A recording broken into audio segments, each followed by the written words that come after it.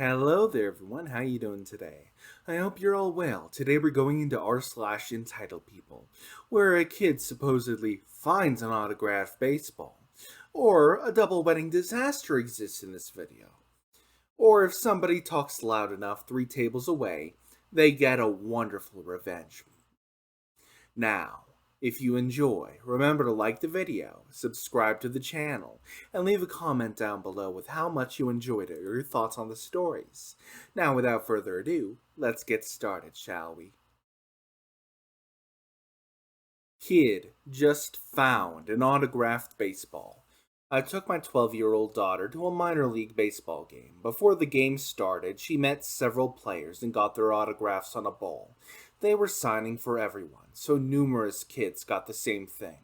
Later in the game, we got up to get food, and I told my daughter the ball would be safe, tucked inside our stuff she left under the seat. No one else was sitting near us, and I've left stuff like that before many times. A couple innings after we returned, my daughter noticed her ball was missing. I looked around and saw a kid 2 rows behind us, holding 2 autographed balls. One of them had red signatures on it, and we were the only ones I saw with a red marker. I got up and made my way back to him and said, "Excuse me." And the dad immediately said, "Oh, he found this." And the kid handed it back to me. I hadn't even asked for the ball back, so they made it obvious they knew what they had done. Mind you, the kid already had his own signed ball. Nice job by the dad raising a thief.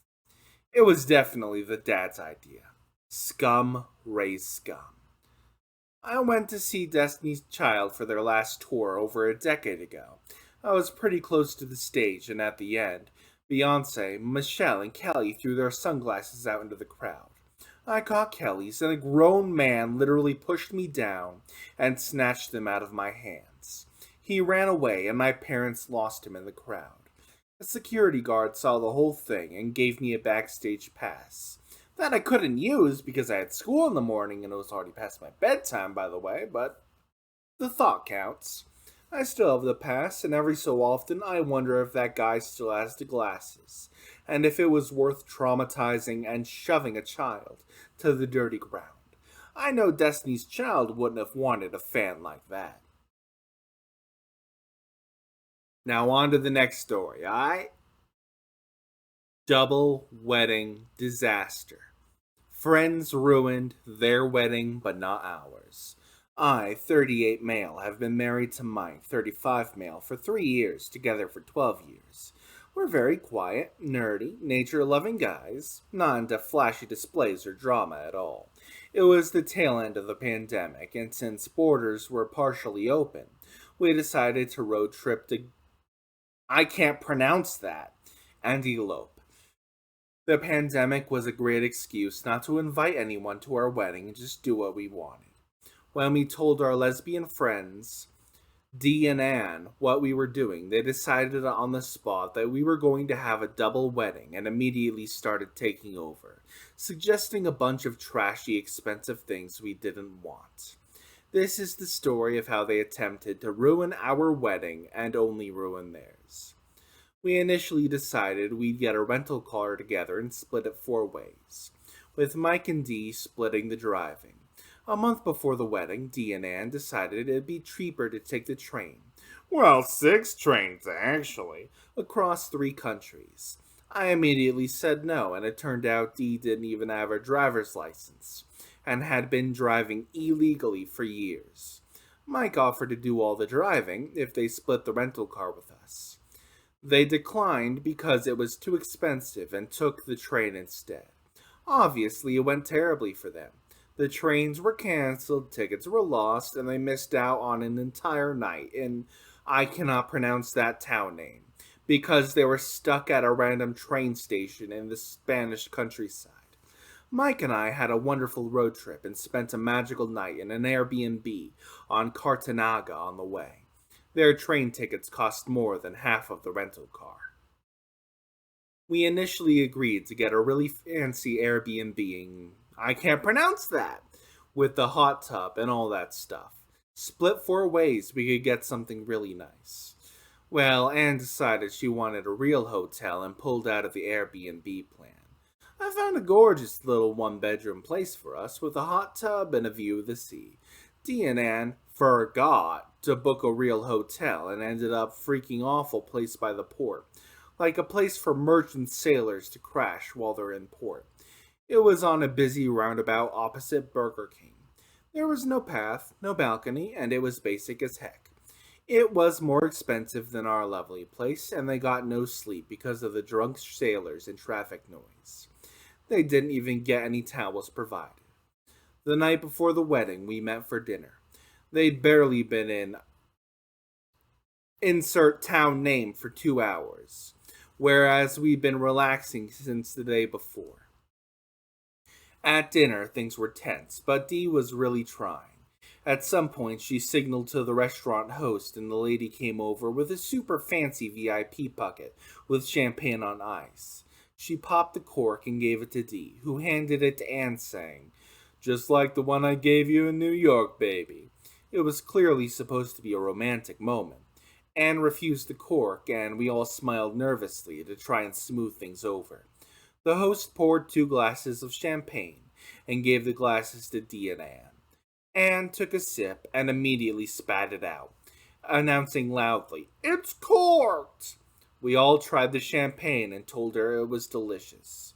Mike and I don't really drink, but we know what champagne tastes like. Anne insisted the champagne was corked and loudly announced they wouldn't be paying for it. The host was pissed, and I understand why when she told us it was a €750 bottle. She threatened to call the police, so Dee sheepishly paid for it. Anne sulked the rest of the night. I was so embarrassed, and our whole evening was spoiled. When we got back to our Airbnb to take a bubble bath and eat Jaffa cakes, I told Mike there was no way I was going to allow them to ruin another minute of our trip. But if they wanted to ruin theirs, that ain't my problem. The actual weddings themselves went off okay, apart from the fact they were still drunk from the night before. The registry office was nice, and I married the man of my dreams. Afterwards, we bought them brunch to soak up the booze, and faithfully walked them around the park, taking lovely photos of them. Dee had her finger over the lens of every picture she took of us. When we were done, they suggested we all go to the pub and get wasted. As if. We dropped them off at the pub and went our separate ways. I was honest and just told them I want to be alone with my husband. They couldn't really argue with that. So for the wedding dinner, Mike, Dee, and I had all fairly casual preferences for a restaurant for the wedding dinner, but Anne insisted on fine dining fish restaurant that didn't even serve dessert. I outright refused. I don't eat fish at all, and Anne was insisting on the fish restaurant, so we decided not to meet up. Anne also tried to convince us to chip in $200 for a custom wedding cake to get delivered to the restaurant, but we said hell no. Mike and I went to the best steakhouse in insert town name. I had a 1.2 kilo steak and an amazing cheesecake for dessert. We had a lovely time, and the waitstaff went out of their way to spoil us. Around 8 p.m., they messaged us, "Where are you?" And we ignored the message. As it turned out, Anne forgot to make reservations, and the fish restaurant was fully booked. But they couldn't leave and go somewhere else, because they had to wait for the cake to be delivered. They ended up taking the cake back to their cruddy hotel and eating it with their credit cards because they didn't even have cutlery and plates in their room. They got hammered that night on supermarket vodka. Mike and I had the perfect evening. We got a taxi home, smoked weed on our balcony, watched the stars, and kissed for hours. The next day, Mike and I set out for a day of hiking in the, I can't pronounce that, World Heritage Site National Park. It was the best day ever. Mike got robbed and bitten by a monkey, which was hilarious. We ate a full English breakfast in the Sky Restaurant and explored St. Michael's Cave. Unforgettable memories were made. Dee and Anne fought, decided it was the town's fault, and spontaneously decided to leave. They booked a beach resort up the coast somewhere in Spain and headed up on foot to the train station. The trains were all messed up. They got stranded somewhere in Spain with all their luggage, and it took them 14 hours to get to the resort. They arrived at 11 p.m. and were checking out the next morning. Mike and I spent a few more nights enjoying our honeymoon, and then road tripped home. We stayed in the same little place in Cartanaga on the way back, and the host threw us a little surprise party. It was magical. Dee and Anne got stranded again on the way home, lost half their luggage, and caught COVID. Some folks are just determined to be miserable. On the other hand, it sounds like you and Mike had a blast. You made a great choice to make a plan and stick to it. Good on you. I hope you have a wonderful rest of your life with him. Good luck. Now on to our last story of the day.